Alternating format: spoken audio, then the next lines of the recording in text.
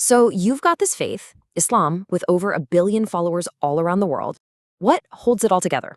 Well, at its very heart, there are these 5 core practices. In this explainer, we're going to dive into these foundational obligations. They're called the 5 pillars, and see just how they shape the life of a Muslim. I want you to picture, say, a huge skyscraper or a massive bridge. What's the one thing it absolutely needs to stand tall?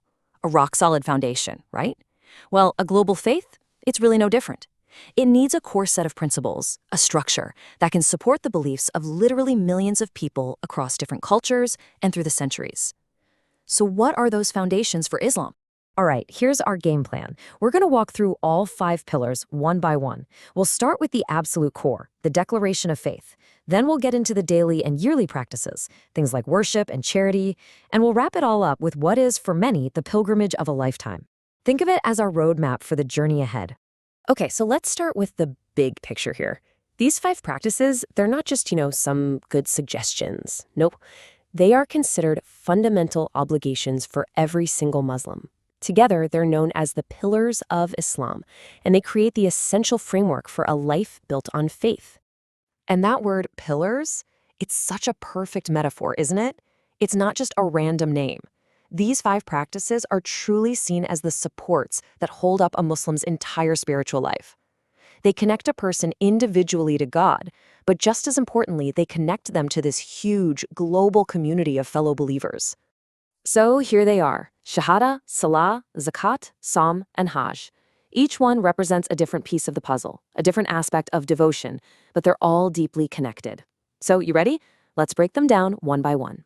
All right, first up, you could say everything, and I mean everything, begins right here, with the first and most essential pillar, the Shahada. If the 5 pillars are the foundation, then this is the bedrock the whole thing is built on. Now, this is super important. The Shahada isn't just a phrase you memorize and repeat. It's meant to be a sincere, heartfelt declaration. The declaration is that there is no God but God, and that Muhammad is his messenger. This is literally the front door to Islam, and it's a belief that gets reaffirmed over and over again in a Muslim's daily life. So once you have that foundation of belief, we move on to the second pillar. And this one is all about bringing a powerful daily rhythm to life. It's called Salah. 5. Just remember that number, because 5 is the key to Salah. It represents 5 distinct moments, every single day, from before sunrise all the way to nightfall, where a Muslim stops what they're doing and takes a moment to connect with God. It's a commitment that's literally woven into the fabric of daily life. And this is where you really see the structure. Salah isn't just, a spontaneous, hey God, kind of prayer. It's a formal, ritualized practice with very specific movements and words. And what's really incredible? Muslims all over the world, no matter where they are, all face the same direction when they pray, towards the Kaaba in Mecca. Can you imagine? It creates this profound, silent sense of unity, 5 times every single day.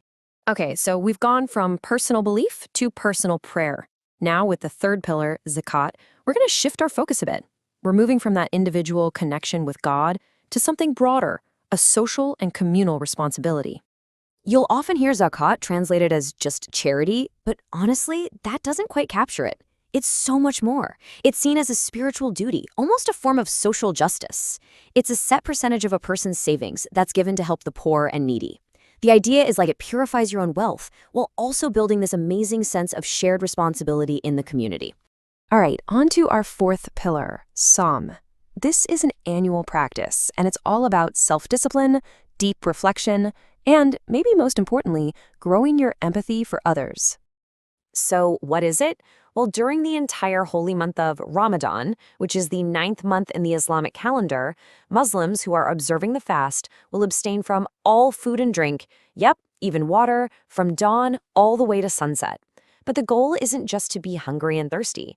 It's a time for intense spiritual reflection, for more prayer, and for getting a real personal understanding of what it feels like to go without. And that brings us to the 5th and final pillar. This one is a journey that for so many people is the absolute spiritual peak of their entire lives. It's the Hajj.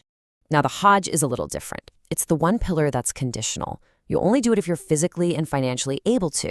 The obligation is to do it at least once in your lifetime. And for those who can, they travel to the holy city of Mecca. in what is now Saudi Arabia. There, they join millions, literally millions of other believers from every corner of the planet to take part in a series of incredibly powerful rituals. So let's recap, shall we? You have the Shahada, that's the core belief. Salah, the 5 daily prayers that connect you to God. Zakat, the charity that connects you to your community. Sawm, the fast that connects you to yourself and to empathy. And finally, Hajj, the pilgrimage that connects you to the entire global faith. See how it all fits? Together, they create this amazing, comprehensive framework that guides a Muslim's life. And that really brings us to the final thought. These 5 pillars, they're not just some list of abstract rules in a book. They are real lived experiences. They provide the rhythm, the meaning, and the connection for this huge global community. So the question I want to leave you with is this.